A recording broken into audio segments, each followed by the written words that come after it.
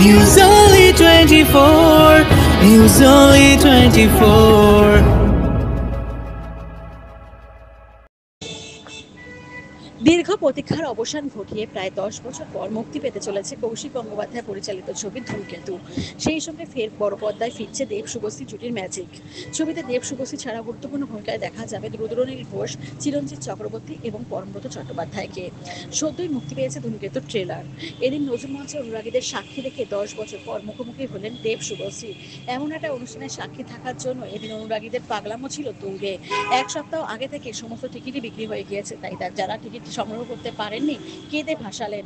Trailer launch অনুষ্ঠানে অনুরাগীদের পাগলামো নজর কাড়ার মতো, নাচে গানে জমে ওঠে এদিনের মনে রাখার মতন একটা দিন।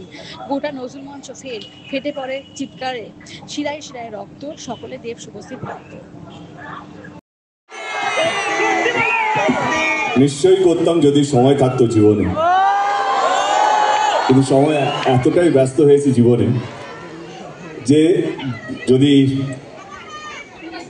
1 মিনিটে যদি কতবার নিঃশ্বাস আমি জানি না, বা ডাক্তার যদি কেউ থাকে correct me if I am রং, যদি নিঃশ্বাস নেওয়ার একটু বেশি সময় পেতাম তাহলে একটু ভাবতাম, কিন্তু এত বেশি কাজ, এত বেশি তো বাট আমার মনে হয় স্টপ কাকে করে, লেটস বি ভেরি প্র্যাকটিক্যাল। হ্যাঁ, স্টপ কাকে করে যার বিষয়ে তুমি জানো না, যে তোমার ফিডে আসে না।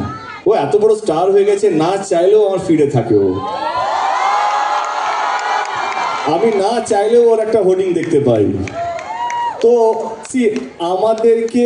আমাদের স্টপ করতে হয় না, কারণ আমরা যেইভাবে নিজেদেরকে ধরে রেখেছি, সেই জন্য আলাদা করে নিজেদের বিষয় জানতে হয় না। এবং আমাদের বন্ধু বান্ধবরা এমন কিছু আছে গসিপ দেওয়ার জন্য পড়ে থাকে, ও এইটা করছে, ও এইটা করছে, আই এম শিওর। তো I think they are updated. আর আমি বলবো যে আমাদের ইন্ডাস্ট্রিটা খুব ছোট একটা ইন্ডাস্ট্রি, আমরা পরিবারের মতো কাজ করি। এবং স্টক কথাটা একটা নেগেটিভ কথা, তো অনেক জায়গায় ওর সাথে আমার দেখা হয়েছে, বহু জায়গায়। ও বলেছে যে দেখা হয় না, 10 বছর পর দেখা হয়েছে, বাট বহু জায়গায় আমরা মিট করেছি অ্যাকচুয়ালি। অনেক প্রিমিয়ার্সে মিট করেছি, অনেক কিফে আমরা প্রত্যেক বছর মিট করতাম। হ্যাঁ, ওইদিকে ও বলে আমি ওই বলে। হ্যাঁ, তো সেখানে তো দেখা হয়েই যেত, রাইট? সেখানে তো দেখা হয়ে যেত, তাহলে আর স্টপ করার তো প্রয়োজন পড়ে না। এবং তার সাথে সাথে যেটাও বললো যে এত ভালো ভালো কাজও করছে, সেই কাজের রিপোর্ট অলমোস্ট যখনই ছবি রিলিজ করে ওর, তখন দেখতে পাই কত সুন্দর করে ছবি প্রমোট করছে। সো সেইগুলোর জন্য আর স্টপ করতে হয় না, আমরা সবাই সবারই খবর রাখি। আমরা সব জুটি যাদের যাদের নাম, তাদের সাথে আমাদের নাম নেওয়া হচ্ছে, এটার থেকে বড় পাওনার কিছু হতে পারে না। বর্ধমানে ছোটবেলায় যখন বর্ধমান থেকে কলকাতায় জার্নি করে এসেছি, তখন এরকম একটা জায়গা পাবো সেটা তো ভাবিনি। তার সাথে সাথে যে একটা জুটি তৈরি হবে, তারপর দেখতে পাবে, এটাও ভাবো।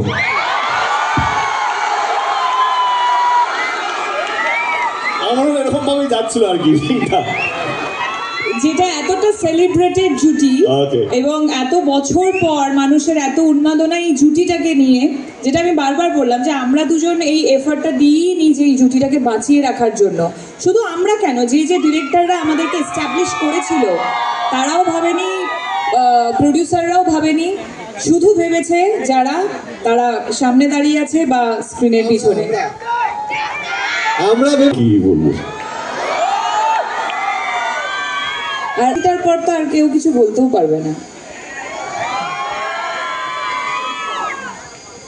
মুখস্থ করে না, ঠিক আছে, তাহলে করেই নি একটা প্রশ্ন। হ্যাঁ, বলছি তোমরা দুজনকে সোশ্যাল মিডিয়াতে ফলো কবে করবে?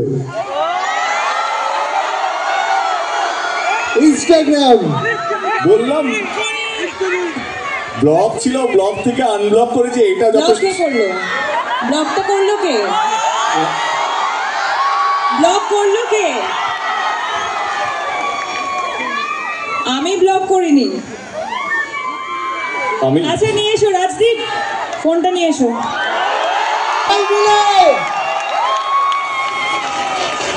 তারা তো আইডি খুঁজছি, ওয়েট। তোমাকে জাস্ট ফলো করেছে, দেখো তুমি পেয়ে যাবে নোটিফিকেশনে।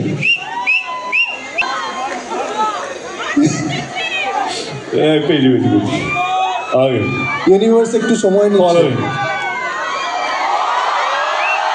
ঠিক আছে? ছিল আমার কাছে। হ্যাঁ, তুমি যখন প্রোডাকশন হাউস খুলবে তখন যেন ফার্স্ট হিরোইন আমিই হই।